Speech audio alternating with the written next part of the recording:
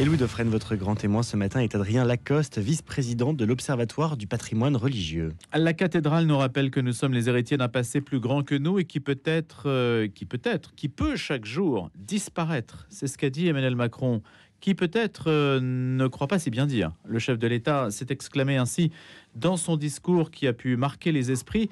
Et avec Adrien Lacoste, qui est vice-président de l'Observatoire du patrimoine religieux, on va essayer de savoir ce qu'il en est précisément. Il y a 40 000 édifices en France, 4 000 sont en grande souffrance. La France n'est pas à la hauteur du discours qu'elle tient sur son patrimoine. Bonjour Adrien Lacoste. Bonjour Louis Dauphren. Alors évidemment, vous avez vécu comme tout le monde, j'allais dire comme tous ceux qui ont pu vibrer avec Notre-Dame de Paris, ce week-end tout à fait extraordinaire, ce week-end resplendissant, époustouflant, qui cache aussi une grande misère. Absolument. Absolument. La France aujourd'hui compte, comme vous l'avez indiqué, à peu près 40 000 édifices, dont 10 000 sont protégés au titre des monuments historiques, soit classés, soit inscrits. Et à peu près, l'ordre de 3 à 4 000 édifices sont dans un état de souffrance, c'est-à-dire que pour certains, il y a un arrêté de péril, pour d'autres, on n'en est pas très loin. Des édifices qui sont bien souvent situés dans des zones rurales, et c'est pour ça qu'on parle de Notre-Dame qui cache un peu la forêt. On a découvert cette cathédrale extraordinaire, éblouissante, et lorsque vous passez le périph', et parfois il n'y a pas besoin de passer le périph', vous découvrez des édifices qui sont dans des états absolument catastrophiques. C'est-à-dire qui menacent de s'effondrer ? Qui menacent de s'effondrer, absolument. À Paris même, vous en avez ? À Paris même, je pense quand même que si vous allez à Saint-Augustin, on a refait une façade. Alors, la façade est très belle. Alors, dès que vous passez le portail d'entrée, c'est quand même une situation assez catastrophique. Le dôme, qui est un dôme métallique, a besoin de renforts structurels. Et à Paris, vous avez des églises qui sont de taille très importante.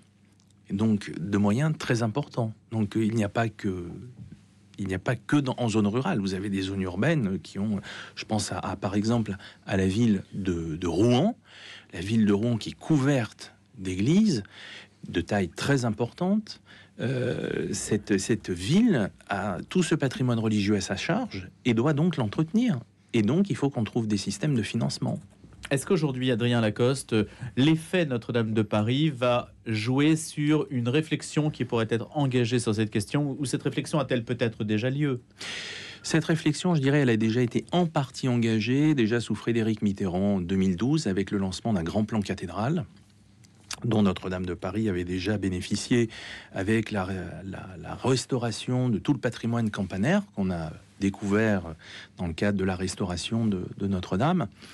Et puis, je crois que Notre-Dame de Paris a permis de mettre en lumière la situation de ce patrimoine religieux sur lequel bon nombre des rédactions de vos confrères de Radio Notre-Dame, que ce soit en titre de PQR ou PQN, se sont intéressés. Et puis, il y a eu la mission d'information parlementaire qui a été initiée en 2022 par le sénateur Ouzoulias et qui s'est donc penché sur l'état de ce patrimoine religieux et voir quelles solutions pourraient être apportées dans les années à venir pour pouvoir accompagner les maires qui sont bien souvent propriétaires de ce patrimoine religieux dans le cadre de la restauration et de l'entretien de ce patrimoine. Pierre Ouzoulias était venu en parler. Qu'avez-vous pensé des conclusions de ce rapport ? Moi, ce que je pense, c'est qu'il y a des pistes qui sont ouvertes. On parlait juste avant l'antenne d'édifices qui sont partagés. Le multi-usage. L'affectataire peut décider, Adrien Lacoste, au gré de telle ou telle affinité, de dire, tiens, je partage mon église avec d'autres personnes qui ont besoin d'un espace. C'est possible. C'est les seules libertés de l'affectataire. Les seules libertés de l'affectataire, en tous les cas, ça en fait partie. Je prends un exemple. On peut pas sous-louer quand même. On peut pas sous-louer. Non, puisque je vous rappelle quand même que la loi de 1905 régit les rapports entre le propriétaire et l'affectataire. Le propriétaire reste quand même le maire pour les églises communales. Pour les églises construites après 1905, c'est les associations diocésaines, donc elles font ce qu'elles veulent. Et puis, on a 86 cathédrales en France où c'est l'État qui garde la main sur son patrimoine. Et après, l'affectataire, je dirais, lui, c'est très clair. Il reste maître chez lui et maître de ce qu'il doit faire et ce qu'il veut faire dans le bâtiment qui lui est attribué. Alors la question, Adrien Lacoste, c'est de savoir, entre l'affectataire et le propriétaire, Qui prend la responsabilité en fait d'engager quoi que ce soit dans l'histoire? Est-ce que c'est le désir de l'affectataire de dire bah voilà, c'est moi qui fais vivre par le culte, c'est moi qui fais vivre cet édifice par le culte et donc je désire ce qu'il soit évidemment le mieux entretenu possible? Est-ce que c'est l'État ou le maire qui est propriétaire et qui se dit je ne peux pas laisser ce bâtiment se délabrer, ou chacun se renvoie-t-il la responsabilité de telle sorte que ce patrimoine finalement tombe en décrépitude au bout du compte? On se rend compte d'abord dans les faits que tout cela fonctionne dès lors qu'il y a de bons rapports entre le propriétaire et l'affectataire, c'est-à-dire entre le maire et le curé de la paroisse. Ce qui est important, parce qu'on en parle souvent, c'est on a une baisse de la pratique. On a une baisse démographique dans les zones rurales, ça c'est un fait. On a une baisse de la pratique et aussi des ordinations, donc on a de moins en moins de prêtres aussi pour desservir un nombre d'édifices absolument incalculable. Ce qui est important, c'est de maintenir une présence chrétienne de foi dans ces édifices, à travers de groupes de prière. Moi, je pense qu'il faut aller vers des usages qui sont beaucoup plus tournés vers la culture et très respectueux des lieux. Et qu'on ne parte pas dans des usages partagés qui sont un peu délirants. Même si, sous l'Ancien Régime, les cathédrales étaient aussi des halles. On faisait le marché dans la cathédrale qui devenait halle pendant quelques heures et ensuite l'édifice reprenait sa dimension religieuse, cultuelle. Donc ça ne serait pas opposé à la vocation de l'édifice d'y faire autre chose? Je pense que c'est une piste de réflexion. Et en plus, il peut y avoir, dans ce cadre de lieux partagés, des subventions complémentaires qui peuvent venir aider les maires et les affectataires dans l'entretien de ce patrimoine religieux. Et alors, je tiens à souligner, il y a un gros problème dans ce pays quand même, parce que on restaure, mais on n'entretient pas. Et l'entretien, c'est quand même ce, par exemple, vers quoi le Danemark est allé. On a des édifices qui sont dans un état catastrophique parce qu'ils n'ont pas été entretenus, et souvent à cause de l'humidité. Un édifice fermé, c'est un édifice qui est voué à être, je dirais, détruit dans les années à venir parce qu'il y a l'humidité, il y a la mérule, il y a toutes ces choses-là, en fait, qui rentrent en ligne de compte. Et en fait, si on ferme cet édifice, si on ne l'aère pas, si on ne fait pas venir des gens à l'intérieur, si on ne le chauffe pas à minima, ces édifices sont voués à un moment donné à être en difficulté et en péril. Et donc l'entretien, c'est aussi des élus et des affectataires qui se rendent régulièrement sur les lieux pour faire un état des lieux, des constats de ce qui va, de ce qui ne va pas, phaser éventuellement des travaux avec des études, et puis entretenir tout simplement, plutôt que de se retrouver un jour, 50 ans plus tard, devant un édifice qui a deux doigts de s'écrouler. Pour rappel, Louis Dauphren, entre 2010 et 2023, c'est à peu près 26 édifices en France qui ont été détruits. Je ne reviendrai pas sur cet épisode d'Abbeville. Et nous, à l'Observatoire du patrimoine religieux, c'est ce contre quoi on se bat. On ne veut pas que les édifices soient abattus et détruits. Quand c'est détruit, c'est à la demande de la mairie? C'est à la demande de la mairie, puisque la mairie, à un moment donné, prend un arrêté de péril quand l'édifice n'est plus ouvert au public, que tout menace de s'écrouler. C'est ce qui s'est passé à Abbeville, d'ailleurs, puisque l'église était entièrement encerclée de barrières, puisque tout tombait. À un moment donné, on a pris cette décision, et nous, on trouve ça absolument catastrophique. Et plutôt que d'arriver à des solutions radicales comme celle-ci, il faut absolument entretenir et restaurer ce patrimoine religieux. C'est paradoxal, Adrien Lacoste, parce qu'aujourd'hui, on sait que le clocher du village, même si les fidèles ne sont plus au rendez-vous, il y a un attachement quasiment irrationnel parfois au clocher, au cimetière, à tout ce qui peut représenter un point d'attache. Absolument. Alors en plus, beaucoup d'églises en France ont été construites au 19e siècle.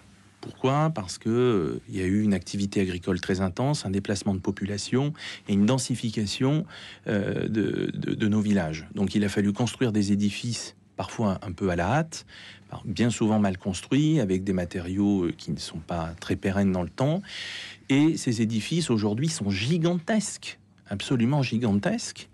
Et tous ces édifices-là, il faut les entretenir. Une commune aujourd'hui n'a plus les moyens d'entretenir une église qui fait la taille d'une petite cathédrale, parfois même plus grande que la cathédrale, un petit village de 2000 habitants, enfin une petite ville de 2000 habitants, à une cathédrale qui est plus grande une église plus grande que que la cathédrale de Saint-Flour dans le Cantal. Alors justement, Saint-Flour, il y a peut-être une solution. Ah, absolument. Expliquez le système. Alors le système, il est simple d'ailleurs, Madame Dati s'y est intéressée très récemment. Ce qui est intéressant, c'est de parler d'un système de mécénat privé.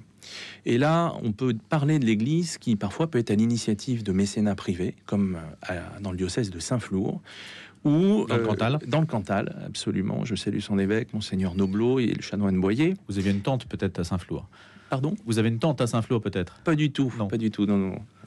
Absolument pas, mais j'y ai une partie de mon cœur parce que c'est un département qui est cher à mes yeux et qui est magnifique. D'ailleurs, je vous invite j'invite nos auditeurs le Cantal, à y aller. C'est superbe. Et en fait, le diocèse, avec les amis de la cathédrale, ont mis en place un système de mécénat avec des jambons. Donc, c'est un accord qui a été trouvé avec une filière locale pour faire maturer des jambons dans les tours de la cathédrale de manière extrêmement respectueuse du lieu. Et ensuite de les vendre. Et les recettes... À l'endroit même.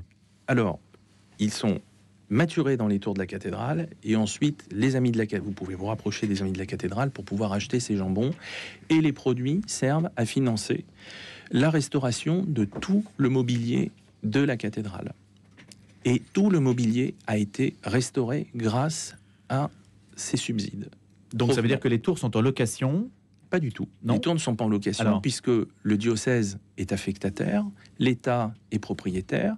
Il y a eu une convention d'accord entre l'État et donc la DRAC et le diocèse pour pouvoir permettre à ce projet d'exister. Le président de la République commande ses jambons à Saint-Flour. Et c'est là, et alors ça c'est justement sur la foi que ce type de mécénat peut voir le jour un petit peu ailleurs sur d'autres modes. Il y a eu aussi des questions, je crois que c'était à Villers-sur-Mer, en Normandie, mais il faudrait que je puisse m'assurer auprès de Christophe Maury, l'un de nos chroniqueurs, qui nous avait raconté cette histoire. Là, pour le coup, c'était le clocher qui était éventuellement affecté à des antennes téléphoniques. Oui. Mais là, c'est plus invasif comme système. C'est plus invasif. Il faut que ce soit à l'intérieur du clocher et non pas visible. Voilà. Ça avait suscité des tas de polémiques locales. Mais c'est vrai que l'intérieur du clocher en soi, c'est un espace qui peut être utilisé. Absolument. Ça a été répété en France ? Alors, l'histoire des jambons, ça a été répété aussi en Auvergne, dans une autre église, je crois, dans le Puy-de-Dôme. Alors, du coup, la DRAC est un peu les cheveux droits sur la tête, en se disant, mais c'est pas possible, on peut pas installer des jambons dans toutes les églises de France pour... Bon, c'est une initiative en tous les cas qui est intéressante, je vous ai expliqué, parce qu'elle a permis la restauration à Saint-Flour du patrimoine de la cathédrale, qui appartient quand même à l'État. Elle a permis aussi l'élaboration d'un nouveau mobilier liturgique, du Agouji, un grand artiste qu'on a connu notamment au travers de l'aménagement liturgique qu'il a pu réaliser à la cathédrale de Chartres. Donc, l'Église est à l'initiative de très bonnes choses, et je tiens à le dire. Est-ce qu'aujourd'hui, Adrien Lacoste, ces idées-là sont partagées quelque part? Est-ce qu'elles phosphorent? Est-ce qu'elles fermentent quelque peu dans l'esprit de l'affectataire de l'Église catholique qui se retrouve aujourd'hui un petit peu en frontal sur cette question de la gratuité ou de ne pas accepter la gratuité d'un édifice, pour sortir justement de ce clivage-là? Moi, je pense que l'incendie de Notre-Dame, le rapport aux Oulias et tous les débats qu'on peut mener aujourd'hui sur ce patrimoine religieux montrent qu'il y a des idées qui maturent en ce moment un peu partout, hein, que ce soit au niveau de l'association des maires, au niveau de la conférence des évêques, où on vient de conclure les états généraux du patrimoine religieux. D'ailleurs, ça aboutit, les états généraux du patrimoine religieux, à l'édition d'un guide sur le mécénat. Je pense que vous avez dû l'avoir en main, et qui peut permettre aux affectataires de mettre en place avec les propriétaires un certain nombre de leviers pour pouvoir lever des fonds pour entretenir et valoriser le patrimoine religieux qui sont à leur charge. Cette question, Adrien Lacoste, de la gratuité de l'édifice ou de l'entrée payante à Notre-Dame, vous estimez que c'est clos aujourd'hui comme polémique, avec le pape François qui a fait valoir dans son message que la gratuité devait l'emporter? le pape François a son point de vue. En tous les cas, ce que je peux dire, c'est que en France, il y a la loi de 1905. Elle est claire, elle établit les rapports qui sont entre le propriétaire et l'affectataire. Dans ce cas précis, l'État et le clergé parisien. Je pense surtout que Notre-Dame de Paris a un statut particulier. Madame Dati a eu le courage, par rapport à un certain nombre de ses prédécesseurs, de s'intéresser au sujet du patrimoine religieux. Et elle le fait avec beaucoup de détermination. Et je tiens à saluer son engagement sur ce terrain-là. Elle a proposé des pistes. Celui de la projection avec les 15 millions de visiteurs de Notre-Dame, le billet à 5 euros et les 75 millions versés à l'année, enfin, levés à l'année. De recettes. C'est une piste. Je ne dis pas qu'au niveau de l'Observatoire du patrimoine religieux, on la valide. Mais vous n'excluez pas. On n'exclut pas. Mais par contre, on n'exclut pas que d'autres pistes puissent être amenées sur la table. Sur l'initiative de l'affectataire aussi, hein, c'est un peu le message de ce matin. C'est-à-dire c'est à l'affectataire aussi de prendre des initiatives. Toutes les bonnes idées sont bonnes à prendre. À partir du moment où on met tout sur la table, on réfléchit et de manière à ce que tout le monde y trouve son compte et dans le respect et du propriétaire et de l'affectataire. Sinon, ça ne peut pas marcher. La meilleure idée en 20 secondes pour vous, la meilleure idée au-delà des jambons de Saint-Flour. Au-delà des jambons de Saint-Flour, un mix des deux. Les jambons de Saint-Flour, et puis peut-être trouver une solution pour faire payer une partie de Notre-Dame. Alors en plus, à Notre-Dame de Paris, les tours sont payantes, mais c'est le CMN. Il y aura des pistes à trouver, et je suis persuadé que Monseigneur Ulrich et l'État sauront les trouver. Merci beaucoup Adrien Lacoste, vice-président de l'Observatoire du patrimoine religieux.